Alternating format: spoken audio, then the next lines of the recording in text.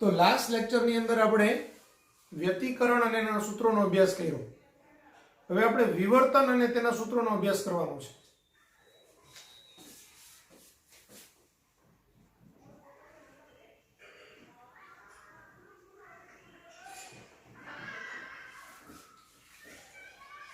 તો વિવર્તન એટલે શું? તો જ્યારે કોઈ અડચણ પાસેથી તરંગ અથવા તો પ્રકાશ પાસ થાય ત્યારે અડચણ પાસેથી પ્રકાશ વાંકા વળવાની ઘટનાને વિવર્તન કહેવાય.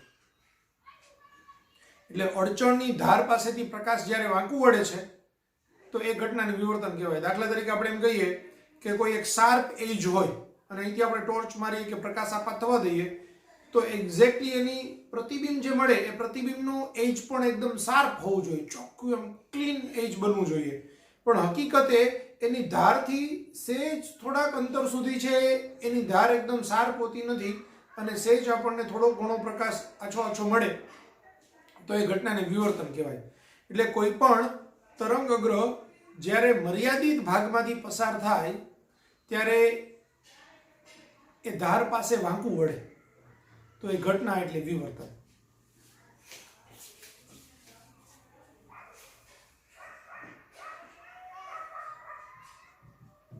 તો જ્યારે તરંગોને અડચણ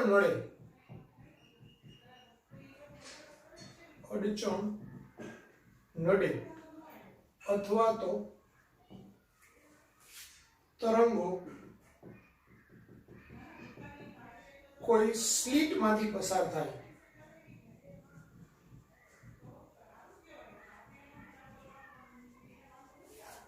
ત્યારે ધાર પાસેથી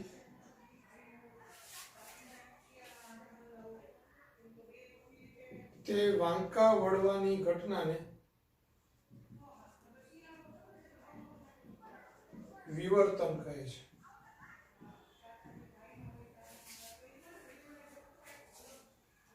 એની એક બીજી વ્યાખ્યા પણ છે, અથવા વિવર્તન એટલે તરંગ અગ્રના મર્યાદિત ભાગ વડે નિપજતી અસર.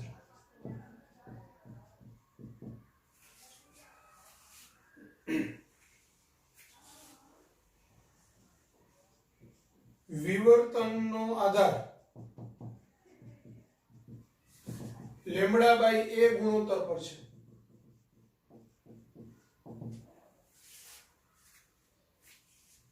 જ્યાં એ બરાબર સ્લિટની પહોળાઈ,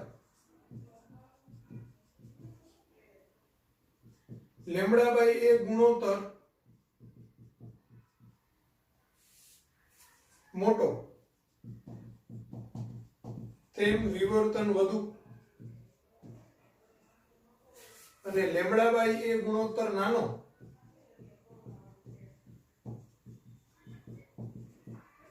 તેમ વિવર્તન ઓછું.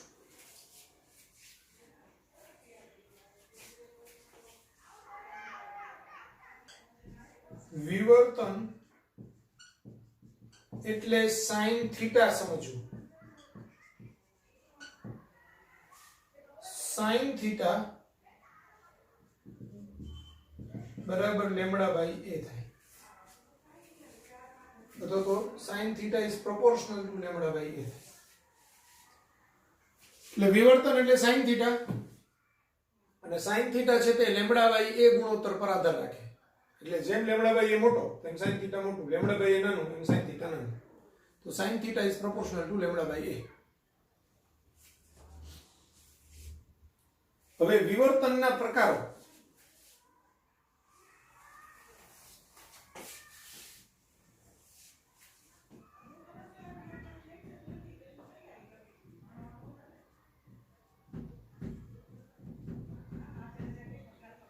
વિવર્તનના પ્રકારની અંદર એક આવે ફ્રેનલ વિવર્તન અને બીજું આવે ફ્રોનહોફર વિવર્તન. તો પેલું આવે ફ્રેનલ વિવર્તન.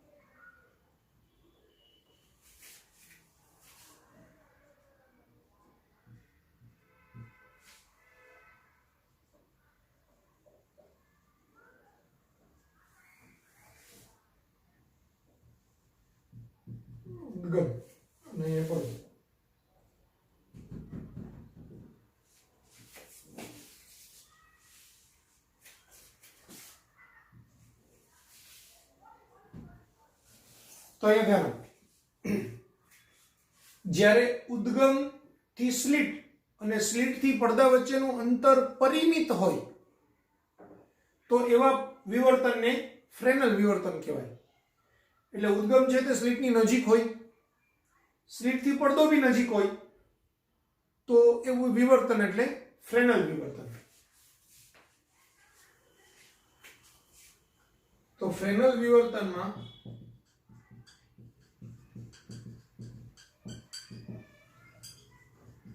ઉદ્ગમ અને સ્લિટ વચ્ચેનું અંતર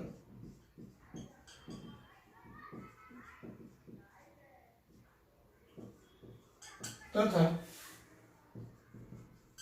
સ્લિટ અને પડદા વચ્ચેનું અંતર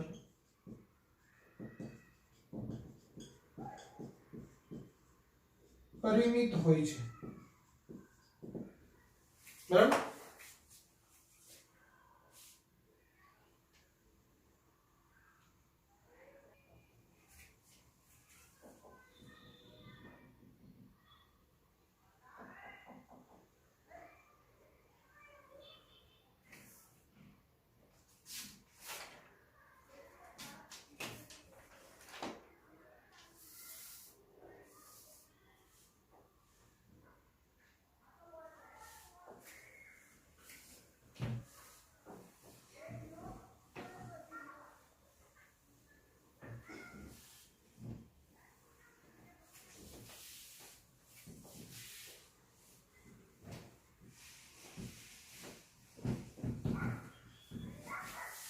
ત્યાર પછી આવે ફ્રોનહોફર વિવર્તન.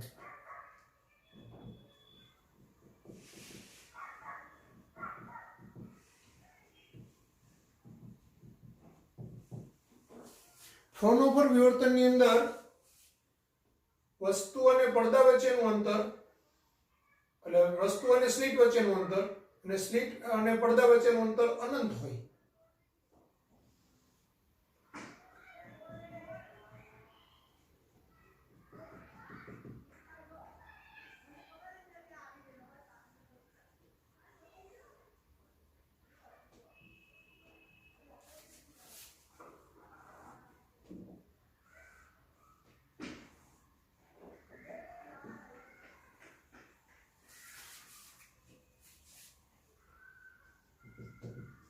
તો ફ્રોનહોફર વિવર્તનમાં વસ્તુ અને સ્લિટ વચ્ચેનું અંતર તથા સ્લિટ અને પડદા વચ્ચેનું અંતર અનંત હોય છે.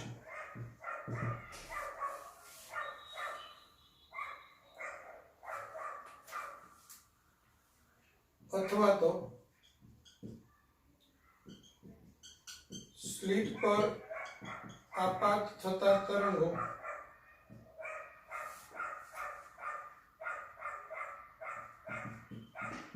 કિરણો તથા વિવર્તિત કિરણો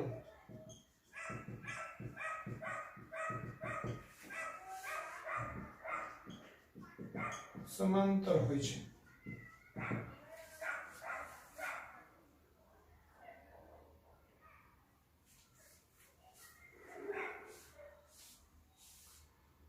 હવે એક સ્લિટ થી થતું ફ્રોનહોફર વિવર્તન.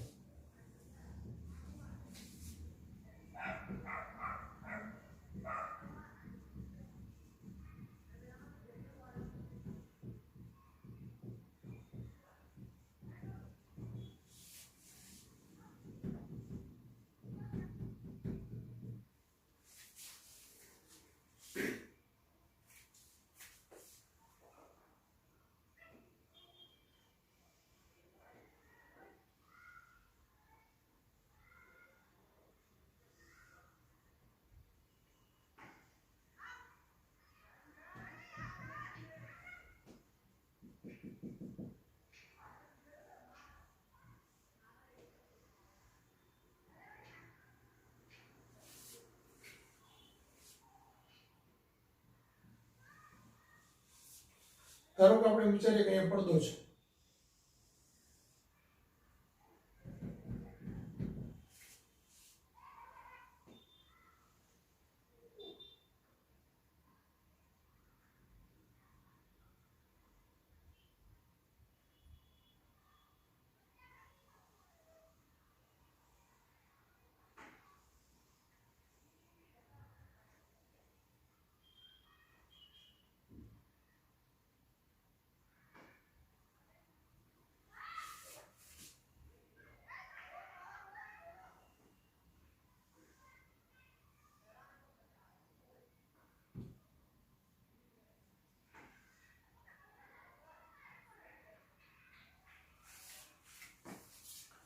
આવી રીતે ફ્રોનોફર વિવર્તનની અંદર પડદા ઉપર પ્રકાશની તીવ્રતાનું વિતરણ થાય. અહીંની જે તીવ્રતા હોય આને મધ્યસ્થ અધિકતમ કહેવાય.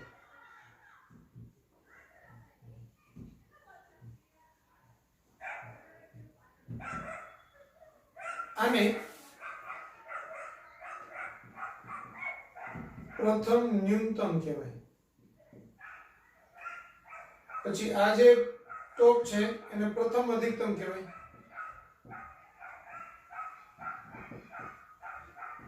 અને દ્વિતીય ન્યૂનતમ કહેવાય.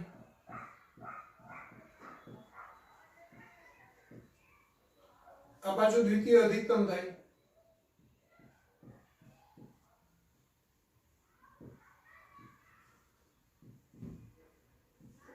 આ તૃતીય ન્યૂનતમ.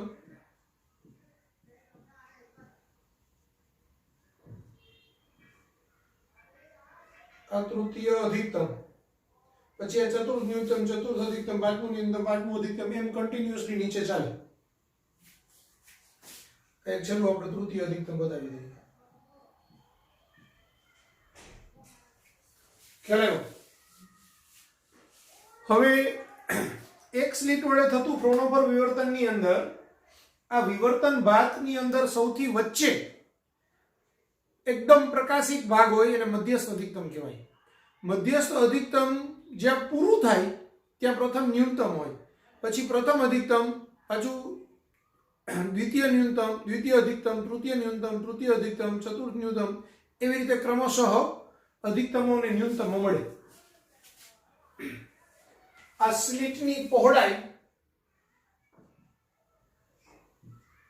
ઈ એ છે, બરાબર. પડદાથી આપેલા બિંદુ સુધીનું અંતર એ પડદાના મધ્ય બિંદુથી, ધારો કે આપણે દ્વિતીય અધિકતમ, તો અહીંયા સુધીનું અંતર, તો આને x કહેવાય, એટલે xm કહેવાય, બરાબર. પછી આ જે ખૂણો રચાય એ થીટા એમ કહેવાય. ખૂણો રચાય તે થીટા એમ કહેવાય. સ્લિટ અને પડદા વચ્ચેનું અંતર એ આપણું કેપિટલ ડી હોય. સ્લિટ અને પડદા વચ્ચેનું અંતર એ શું? Capital D. કોઈ પણ અધિકતમનો આમ મધ્ય રેખા સાથે બનાવેલો ખૂણો એ થીટા એમ કહેવાય. પછી મધ્ય બિંદુ, પડદાના મધ્ય બિંદુથી આપેલા બિંદુ સુધીનું અંતર એ xm કહેવાય. અને સ્લિટની પહોળાઈ તે a કહેવાય. ક્લિયર થઈ ગયું? આના પરથી પછી આપણને જુદા જુદા અધિકતમ અને ન્યૂનતમ માટેના સૂત્રો મળે, તે આપણે લખીએ. પહેલા આટલું લખી નાખો.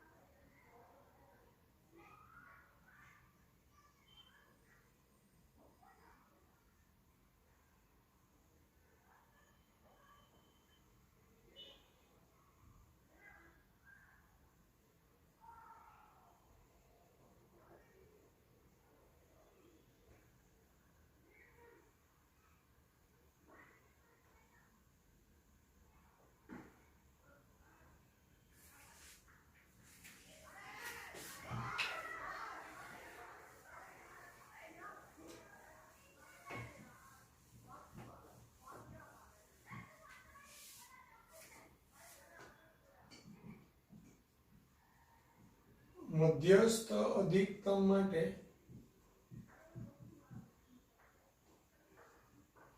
sin θ 0 બરાબર 0 થવું જોઈએ.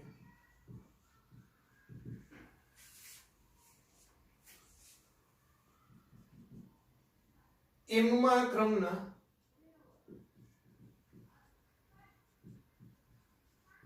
ન્યૂનતમ માટેની શરત sin θ m બરાબર m લેમ્બડા બાય a. એમમાં ક્રમના ન્યૂનતમ માટેની શરત છે sin θ m બરાબર m લેમ્બડા બાય a, પરંતુ sin θ m is nearly equal to tan θ m અને tan θ m equal to સામેની બાજુ છેદમાં પાસેની બાજુ એટલે xm upon d. આ xm અને આ d એટલે એ થાય xm by d. માટે xm by d બરાબર m લેમ્બડા બાય a. એટલે xm a by d બરાબર m લેમ્બડા, और xm बराबर m lambda d by a.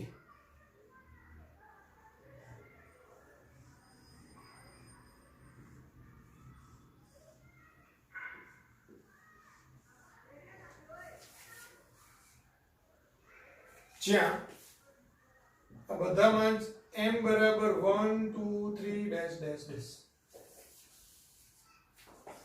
ધ્યાન આપજો, આપણે આના પહેલા વ્યતિકરણ ભણ્યા, એની અંદર યંગનો પ્રયોગ ભણ્યા. યંગના પ્રયોગની અંદર સહાયક વ્યતિકરણ ને વિનાશક વ્યતિકરણની શરતો ભણ્યા. તો સહાયક વ્યતિકરણની શરતની અંદર પથ તફાવત બરાબર n લેમ્બડા હતું, બરાબર, અને પથ તફાવત બરાબર આપણે સૂત્ર ભણેલા હતા xd by d, x into small d upon capital D બરાબર n લેમ્બડા. તો યાદ રાખજો, સહાયક વ્યતિકરણ તો એની શરત છે xd by d બરાબર n લેમ્બડા. આ કોની છે? સહાયક વ્યતિકરણ. પણ વ્યતિકરણમાં શું હોય તો કે વ્યતિકરણની અંદર બે સ્લિટ હોય. શું હોય? બે સ્લિટ. યંગનો પ્રયોગ એટલે વ્યતિકરણ, યંગનો પ્રયોગ એટલે વ્યતિકરણ. એમાં બે સ્લિટ હોય, પડદા ઉપર છે તે ક્રમશઃ સલાકાઓ રચાય, એટલે કાળી પટ્ટી દેખાય, પાછી સફેદ પ્રકાશિત પટ્ટી, પાછી કાળી પટ્ટી, પ્રકાશિત પટ્ટી, કાળી પટ્ટી, પ્રકાશિત પટ્ટી, એવું હોય. તો એ વ્યતિકરણ કહેવાય.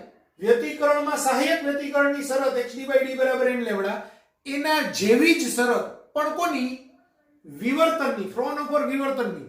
એક સ્લિટ વડે થતા ફ્રોનહોફર વિવર્તનની. એમાં m માં ક્રમના ન્યૂનતમની શરત અને આની સહાયક વ્યતિકરણની શરત બે સરખા જેવી છે, સરખી નથી, સરખા જેવી છે.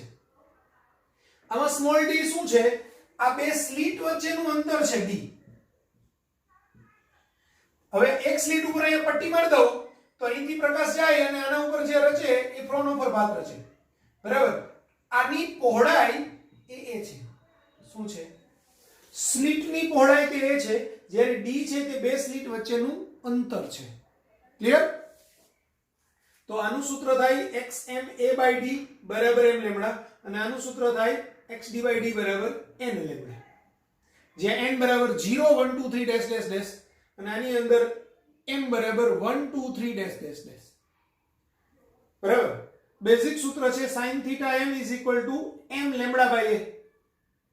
પછી sin θ m એટલે nearly equal two tan θ m, ને tan θ m એટલે સામેની બાજુ છે એટલે પાછળની બાજુ એટલે xm by d. એટલે xm by d અહીંયા મૂકી દઈએ અને એને ગુણાકારમાં લઈએ એટલે આપણને આ સૂત્ર મળે, બરાબર. ને xm ને સૂત્રનો કરતા કરીએ તો m lambda d by a મળે. ક્લિયર થઈ ગયું?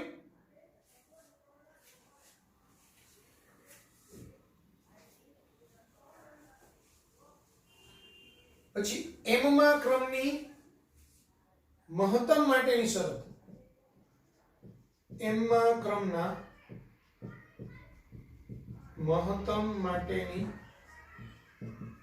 શરત. તો એના માટેનું સૂત્ર છે sin થીટા m ડેશ બરાબર m plus 1/2 lambda by a, જ્યાં m બરાબર 1 2 3 ડેશ ડેશ ડેશ.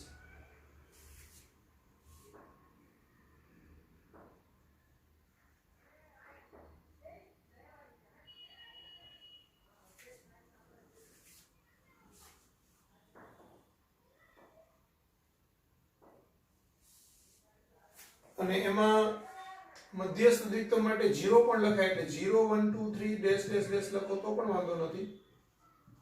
0 લ્યો એટલે મધ્યસ્થ અધિકતમ મળે, અને 1 થી સ્ટાર્ટ કરો એટલે પ્રથમ ક્રમનું અધિકતમ, દ્વિતીય ક્રમનું અધિકતમ, તૃતીય ક્રમનું અધિકતમ, એવા અધિકતમો મળે. બરાબર?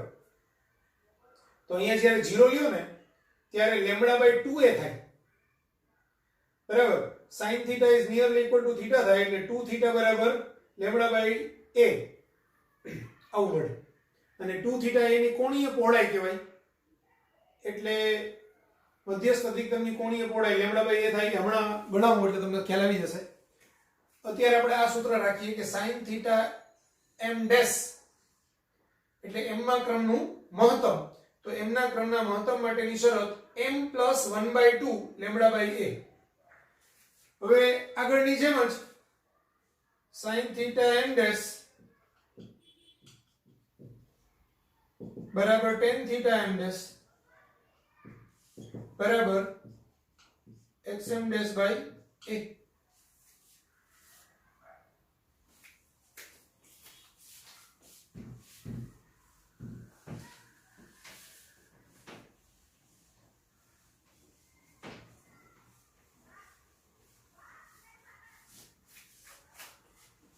તો હવે આવશે xm dash by xm dash by d એમ, કારણ કે આપણું પડદાથી સ્લિટ સુધીનું અંતર છે તે d છે.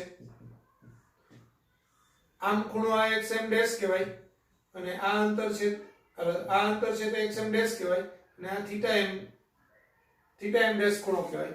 એટલે tan થીટા m ડેશ બરાબર સામેની બાજુ છેદમાં પાછળની બાજુ, એટલે xm dash by capital d.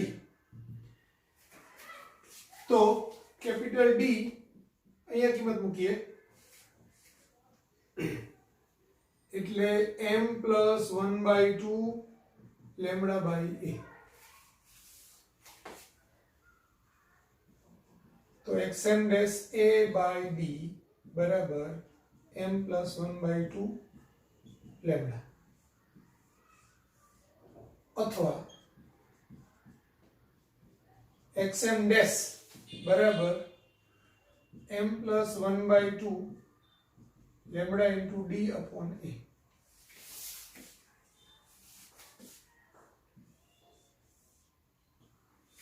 બરાબર? આવું થશે.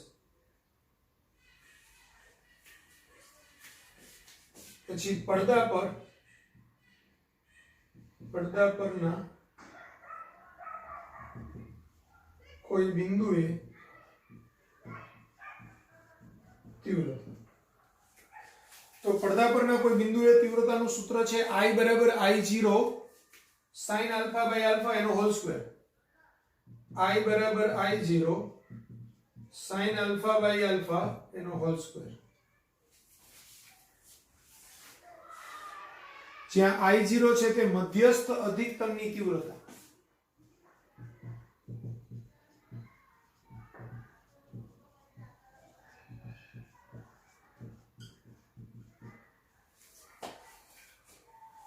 અને આલ્ફા બરાબર pi a sin theta by lambda.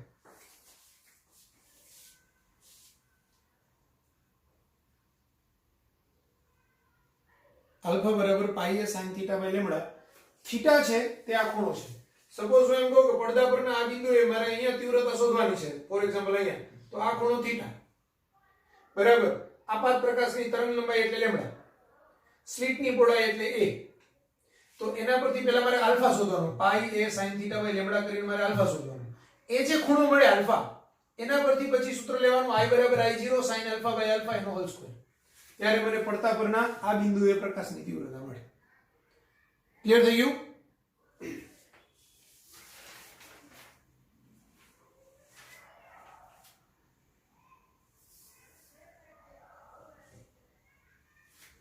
હવે મધ્યસ્થ અધિકતમની કોણીય પહોળાઈ.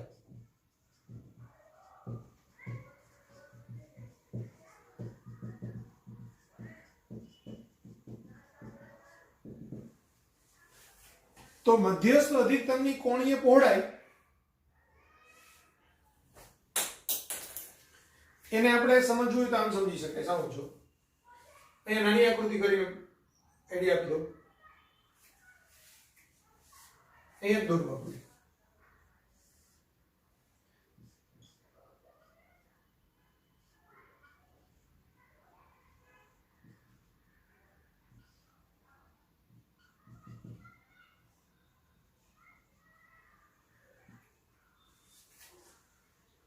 હવે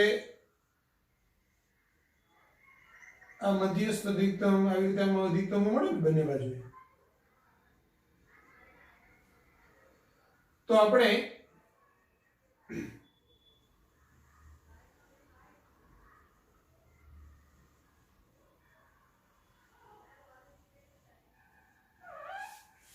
આ ખૂણાને કહીશું થીટા 0, આ ખૂણાને બી કહીશું થીટા 0. બરાબર? તો મધ્યસ્થ અધિકતમની કોણીય પહોળાઈ એટલે 2 થીટા 0 થાય. હવે 2 થીટા 0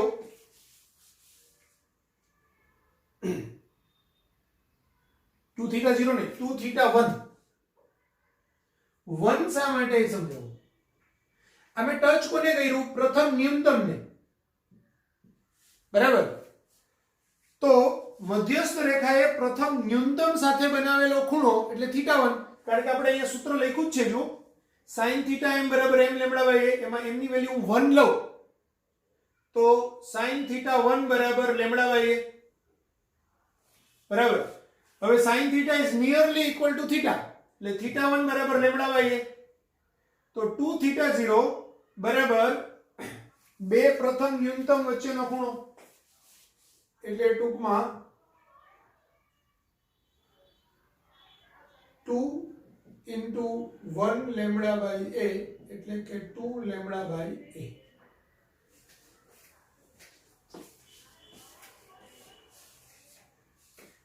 બરાબર? તો મધ્યસ્થ અધિકતમની કોણીય પહોળાઈ એટલે 2 લેમ્બડા બાય a. મધ્ય બિંદુથી આ બાજુએ પ્રથમ ન્યૂનતમ ને મધ્ય બિંદુથી આ બાજુએ પ્રથમ ન્યૂનતમ, એ જે અંતર આવે એને અહીંયા કેન્દ્ર પાસે આંતરેલો ખૂણો એટલે થીટા 1 પ્લસ થીટા 1 એટલે 2 થીટા 1, અને sin theta 1 is nearly equal to theta 1 થાય, અને theta 1 is nearly equal to એટલે sin theta 1 is nearly equal to 1 lambda by a, એટલે કે લેમ્બડા બાય a થાય. તો 2 sin થીટા m એટલે 2 sin થીટા આપણે 2 થીટા 1 એટલે 2 લેમ્બડા બાય a, એટલે કોણીય પહોળાઈ 2 લેમ્બડા બાય a થાય. પછી મધ્યસ્થ અધિકતમની રેખીય પહોળાઈ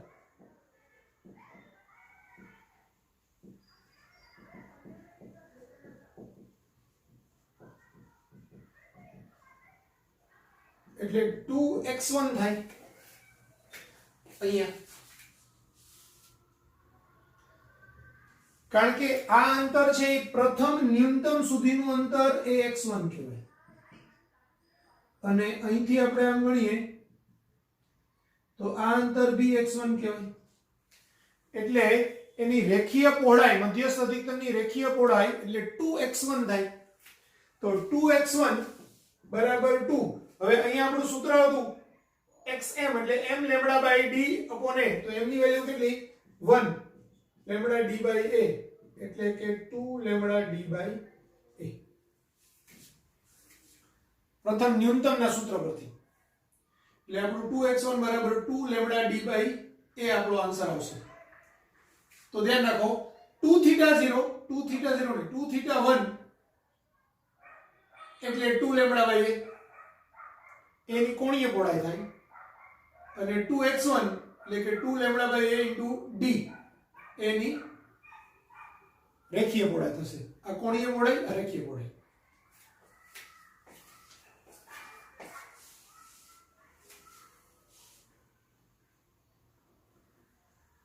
હવે ફ્રેનલ અંતર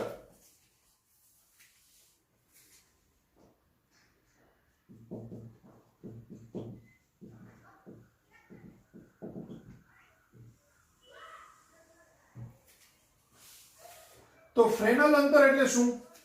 જે અંતર સુધી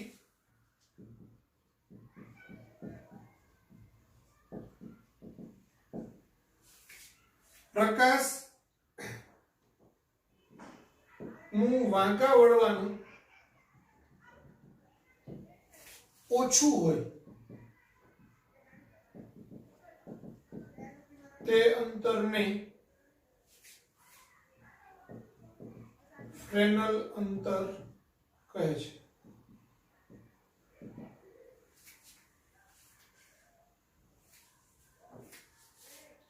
ફ્રેનલ અંતર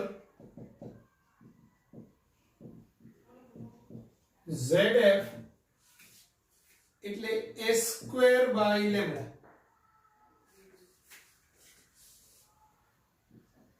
જ્યાં a બરાબર અડચણ નું રેખીય પરિમાણ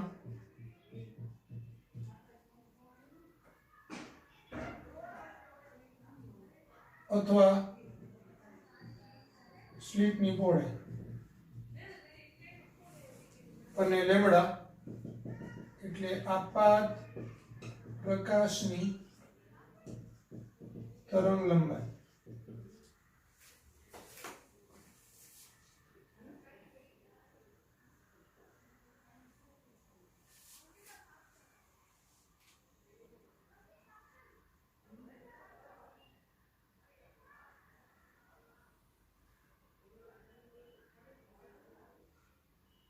લખી લો.